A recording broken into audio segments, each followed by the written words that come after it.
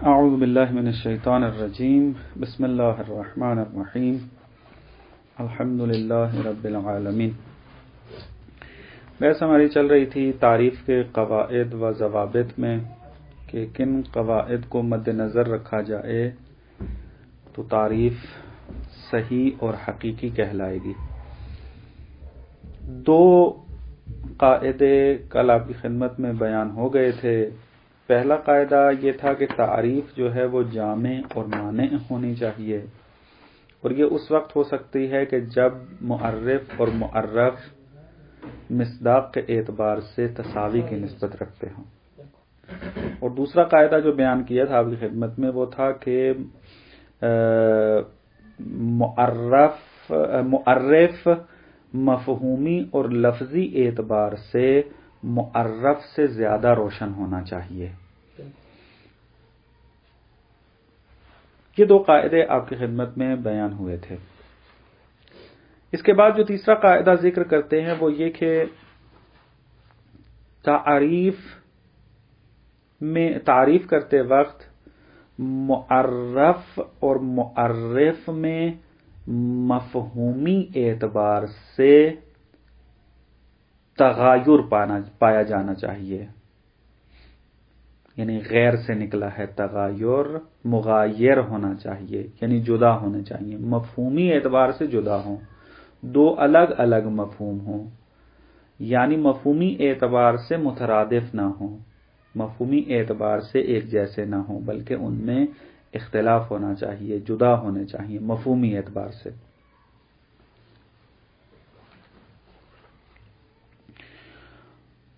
مثلا اگر کوئی تعریف کر دے، مثلا کوئی کہے کہ انسان کیا ہے، وہ آ کر کے بشر ہے، وہ انسان کا مفہوم بھی وہی ہے، بشر کا مفہوم بھی وہی ہے، فقط لفظ بدلنے سے تو کوئی مشکل حل نہیں ہوتی ہے۔ بس یہ تعریف نہ تو تعریف حقیقی کہلائے گی اور نہ ہی تعریف صحیح کہلائے گی، چونکہ کوئی نئی چیز نہیں کر رہا۔ جس طریقے سے انسان مجہول ہے، بشر بھی مجہول ہی ہے اسی طریقے سے۔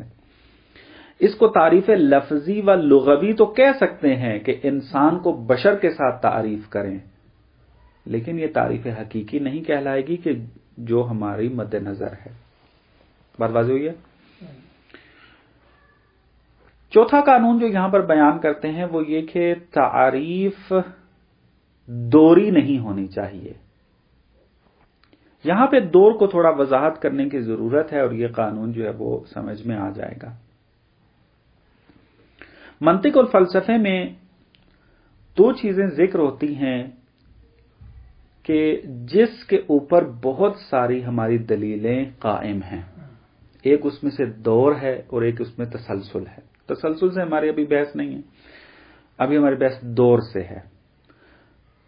دور کسے کہتے ہیں؟ دور یہ ہے کہ ایک چیز دوسری چیز پر موقوف ہو اپنے وجود میں، اور دوسری چیز پہلی چیز پر موقوف ہو، اس کو کہیں گے تو دور لازم آئے گا۔ مثلا اگر کوئی کہے کہ الف کیا ہے، وہ کہے با، اور پوچھا جائے با کیا ہے، وہ کہے الف، یہ دور ہے، کیونکہ ایک الف کو سمجھنا ہے تو با کو سمجھو، با کو سمجھنا ہے تو الف کو سمجھو۔ اگر اس قسم کی کوئی تعریف کرے تو اس کو کہتے ہیں تعریف دوری، دور لازم آئے گا۔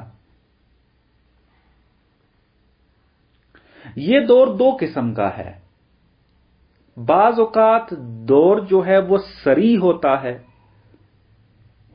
سواد کے ساتھ اور ہا حلوے والی صریح، دور صریح ہوتا ہے، اور بعض اوقات دور مضمر ہوتا ہے، زواد کے ساتھ مضمر۔ دور صریح کسے کہتے ہیں کہ جہاں پر واسطہ موجود نہ ہو، جیسا کہ ابھی بیان کیا، الف موقوف ہے بے پر، بے موقوف ہے الف پر، یہ دور صریح ہے۔ لیکن دور مضمر وہاں کہا جاتا ہے کہ جہاں پر واسطہ موجود ہو۔ مثلا کہا جائے الف کو کس نے بنایا، کہیں با نے، با کو کس نے بنایا، جیم نے، جیم کو کس نے بنایا، الف نے۔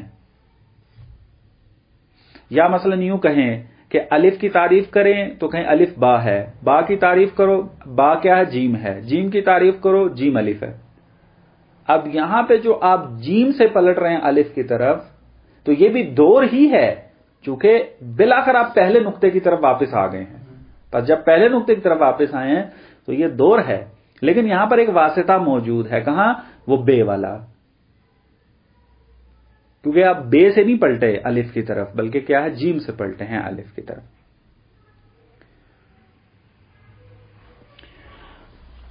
مثلا اگر ان کی مثالیں اگر دیکھی جائیں تو مثالیں انتہائی واضح ہیں۔ میں اس کو منطق مظفر میں نہیں دیکھ سکا، بڑی پیاری مثالیں جو ہیں جناب مظفر نے منطق مظفر میں جو ہے بیان کی ہیں، دور مسرح اور دور مضمر کی۔ خدا کرے جلدی جلدی مل جائے یہ، تو مثال جو ہے وہ بڑی پیاری سمجھ میں آ جائے گی۔ مطلب اب یہ بھی مجھے یاد نہیں ہے کہ جناب مظفر نے یہ کون سی بحث میں مثالیں دی ہیں، یا اللہ جو ہے وہ، ہاں میرا خیال ہے تاریخ کے باب میں ہی تھا، امید ہے کہ شاید مل جائے۔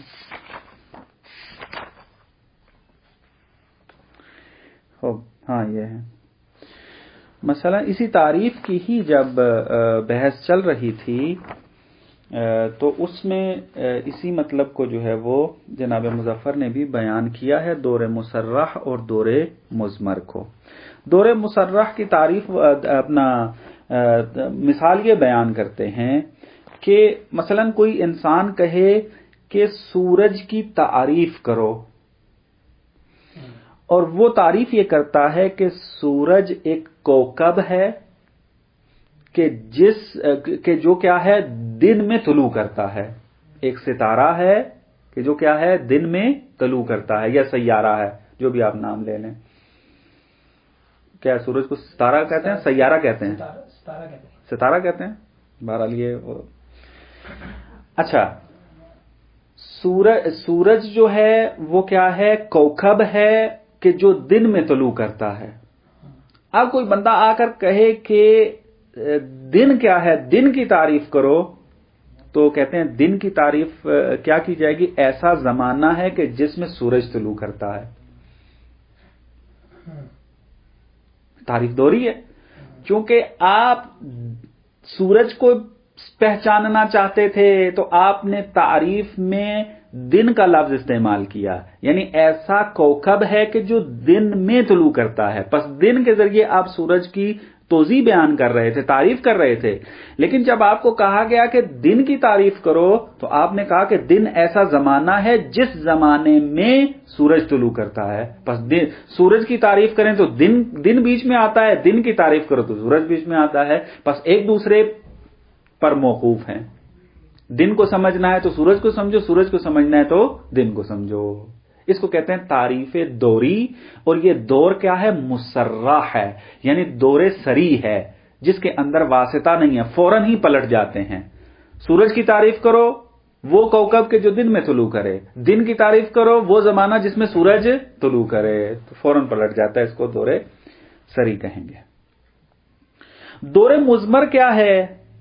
دور مضمر عرض کیا کہ جس میں کیا ہے؟ واسطہ موجود ہو، فوراً نہ پلٹے بلکہ ایک دو واسطوں کے بعد جو ہے وہ پلٹے۔ کیسے؟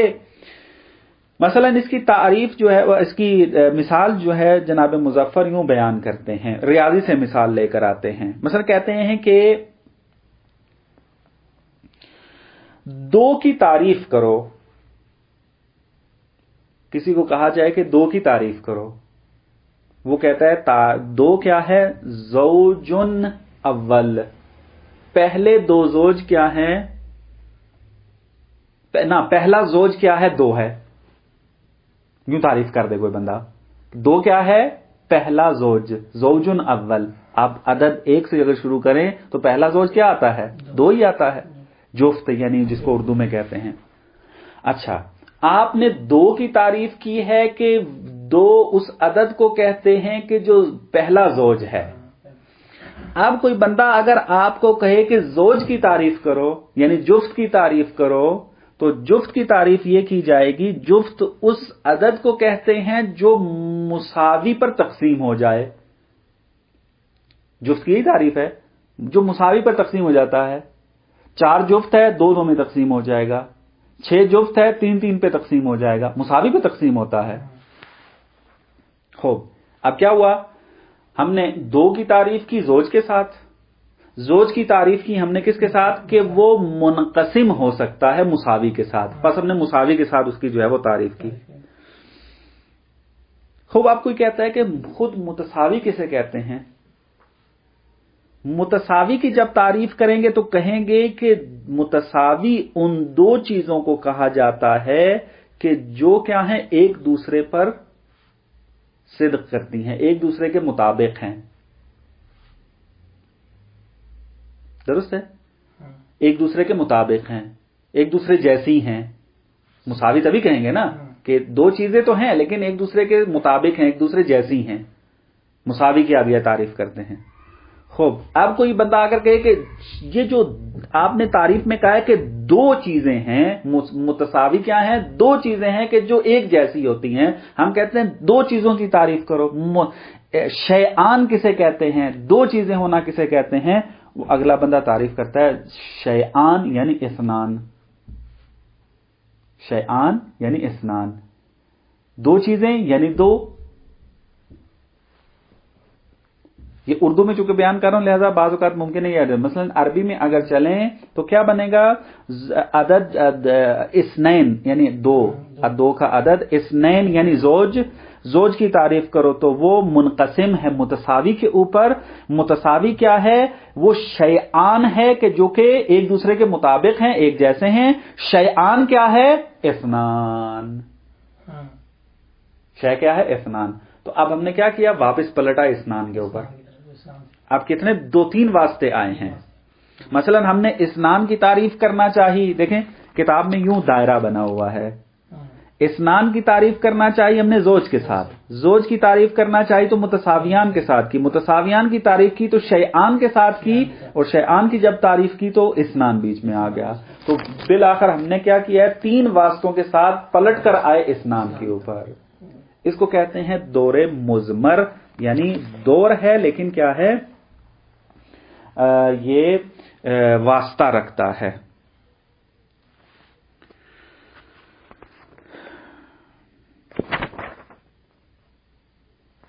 بس جب ہم دور سے آشنا ہو گئے کہ دور کسے کہتے ہیں اور دور کی اقسام سے ہم آشنا ہو گئے تو اب یہ حکم موجود ہے منطق اور فلسفے میں کہ دور باطل ہے، دور غلط ہے. اگر کوئی چیز، اگر آپ کی تحقیق کا نتیجہ دور نکلے تو سمجھ جائیں آپ کی دلیل باطل ہے. بس اگر آپ تعریف کرتے ہیں اور اس تعریف کے اندر دور پایا جاتا ہوگا یہ سمجھ جائیں کہ آپ کی تعریف غلط ہے. بات واضح؟ بس ہر وہ چیز جس کے ذریعے دور لازم آئے سمجھ جائیں وہ غلط ہے. بس اگر آپ تعریف کرتے ہیں اور تعریف دوری نکلتی ہے تو سمجھیں آپ کی تعریف غلط ہے، تعریف آپ کی ٹھیک نہیں ہے. بس چوتھا قانون کیا ہے کہ آپ کی تعریف دوری نہ ہو، جیسا کہ آپ کو مثالیں دی ہیں. آپ ایسی تعریف کریں کہ اس میں دور لازم نہ آئے. بتا دو کہ اب دور باطل کیوں ہے، اس کی دلیلیں فلسفے میں تفصیلی کتابوں میں ذکر ہیں، وہ قابل فہم نہیں ہیں اس سطح میں. وہ پھر جب سطح بلند ہو اور فلسفے میں جائیں تو وہاں پر تفصیل سے یہ باتیں ذکر ہیں کہ دور کیوں باطل ہے، تسلسل کیوں باطل ہے. میں بھی یہاں پر اس کو ذکر نہیں کرتا. ممکن ہے شاید آگے چل کے بحثوں میں آ بھی جائے اور اشارہ کرنا پڑ جائے، تو جب اس کا موقع آئے گا تو وہاں پر ہم اس کو اشارہ کریں گے. بس ہمارے 4 قانون ہیں تعریف کے. یہ جو آخری 2 قانون بیان کیے ہیں یہ 2 قانون اس پہلے 2 قانونوں کے ہوتے ہوئے ان کو ذکر کرنے کی ضرورت نہیں ہے. یعنی پہلے دو قانون کیا تھے؟ ہماری تعریف جامع اور مانع ہو، اور تعریف ہماری کیا ہو؟ وہ تعریف ہماری کیا ہو؟ صاحب تعریف سے روشن ہو، یعنی معرف روشن تر ہو، کس سے؟ معرف سے۔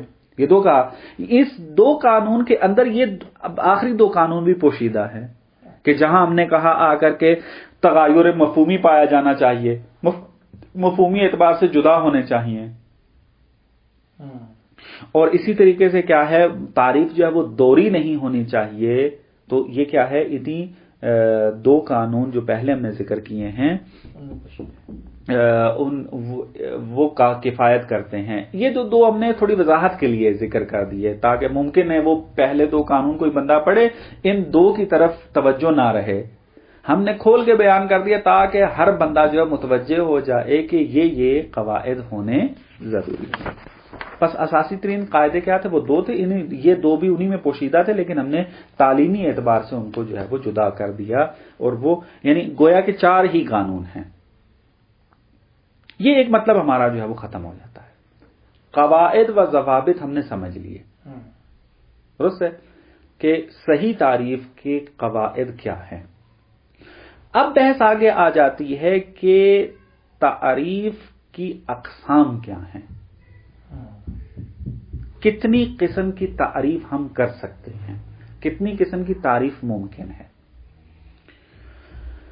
فرماتے ہیں کہ تعریف کی چار قسمیں ہم کر سکتے ہیں: حد تام، حد ناقص، رسم تام اور رسم ناقص۔ یعنی آپ یوں سمجھیں کہ پہلی دفعہ ہم تعریف کو دو حصوں میں تقسیم کریں گے، تعریف یا حدی ہوگی یا رسمی ہوگی۔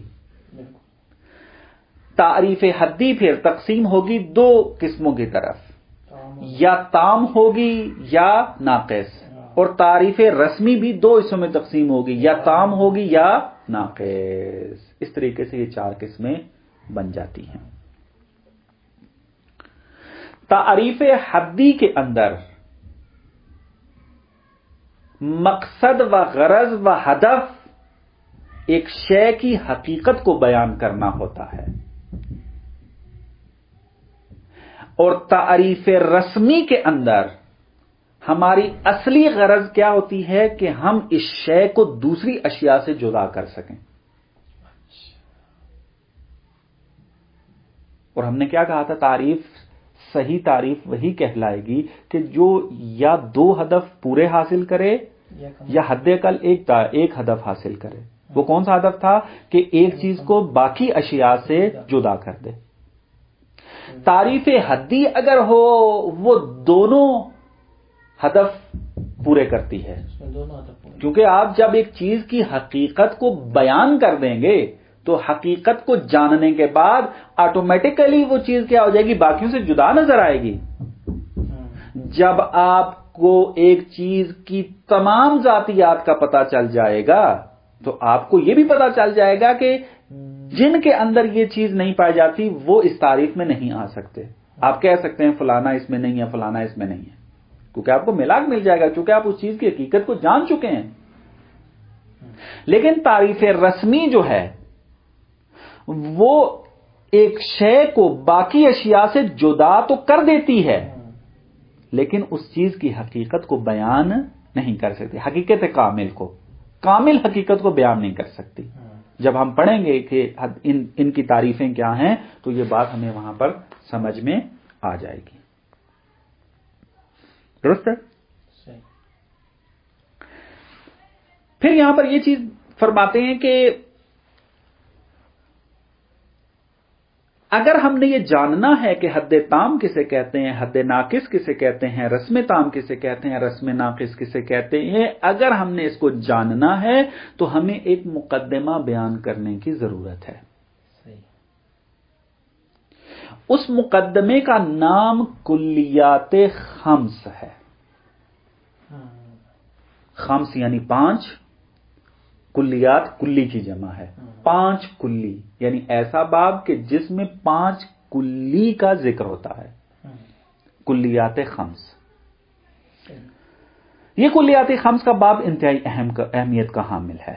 یعنی باب تعریف اس وقت صحیح سمجھ میں آتا ہے کہ جب انسان ان کلیات خمس کو صحیح طریقے سے سمجھ جائے. منطق مظفر میں اگر آپ جا کر دیکھیں تو پہلے کلیات خمس کو بیان کیا گیا ہے، بعد میں تعریف کے باب کو شروع کیا گیا ہے، کیونکہ یہ کلیات خمس کا مقدمہ ہے، نام تعریف کا مقدمہ ہے کلیات خمس، اس وجہ سے. لیکن اس کتاب والے نے کیا کیا ہے، اس نے چونکہ سارے مقدمات ختم ہو گئے تھے تعریف کے باب والے، تو اب باب تعریف کو شروع کر دیا. باب تعریف کی تعریف بیان کی، تاریخچہ بیان کیا، اہمیت بیان کی، اقسام تعریف بیان کر دی.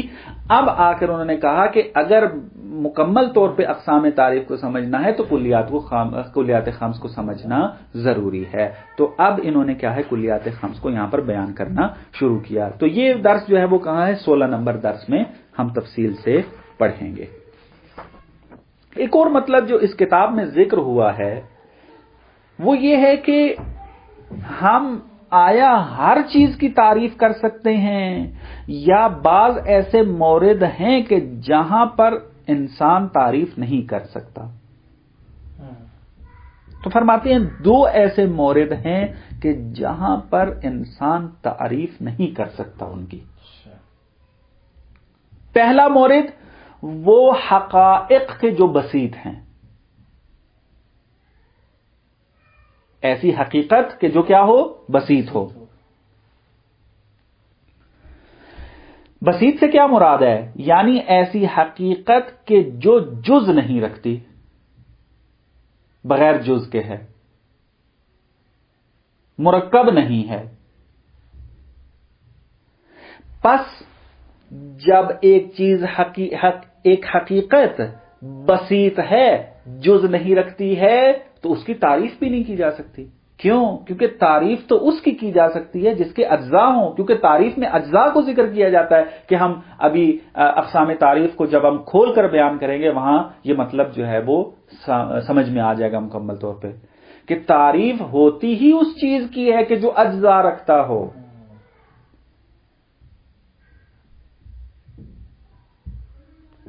اور جو اجزاء نہیں رکھتا اس کی تعریف بھی نہیں کی جا سکتی. پس یہ وہ بات سمجھ میں آ گئی کہ جو بسیط حقیقتیں ہیں ان کی ہم تعریف نہیں کر سکتے. اس کی مثال ہم کیا دے سکتے ہیں؟ مثال اس کی ہم یہ دے سکتے ہیں کہ خداوند متعال، خدا کی ذات بسیط ہے، خدا مرکب نہیں ہے، ہر قسم کی ترکیب سے پاک ہے. عقائد اور فلسفے میں یہ عقلی دلیلوں سے ثابت ہے. بس اگر کوئی کہے کہ خدا کی حقیقی تعریف بیان کرو تو ہم اس کی تعریف بیان نہیں کر سکتے. اس کے بعد ایک اور حقیقت جو بسیط ہیں وہ اجناس عالیہ ہیں، کہ اس کو ہم بعد میں یعنی سمجھیں گے کہ اجناس عالیہ کسے کہتے ہیں. یہ اگلے بابوں کے ساتھ مرتبط ہے، فقط نام سن لیں اور اس حقیقت کو سمجھنا اس کا مرحلہ بعد میں ہے. بس تعریف نہیں کی جا سکتی ان کی تعریف، اجناس عالیہ کی تعریف نہیں کی جا سکتی. اجناس عالیہ کیا ہیں، اور چونکہ اجناس عالیہ بھی بسیط ہیں تو اس کا مطلب جو ہے وہ ہمیں بعد میں سمجھ میں آ جائے گا. دوسرا دستہ یا دوسرا گروہ جو جس کی تعریف نہیں کی جا سکتی وہ بدیہی مفہوم ہے. بدیہی مفہوم جو ہے اس کی تعریف ممکن نہیں ہے. کیوں؟ فرماتے ہیں اس لیے کہ وہ مفہوم اتنا روشن ہے کہ آپ جو بھی مفہوم اس کی تعریف کے لیے لے کر آئیں گے وہ اس کی تعریف کر ہی نہیں پائے گا. کیونکہ مفہوم بدیع کہتے ہی اس کو ہیں کہ جو روشن ہو، واضح ہو، اتنا کہ اس کو دلیل کی ضرورت نہیں ہے، اس کو دقت کی ضرورت نہیں ہے.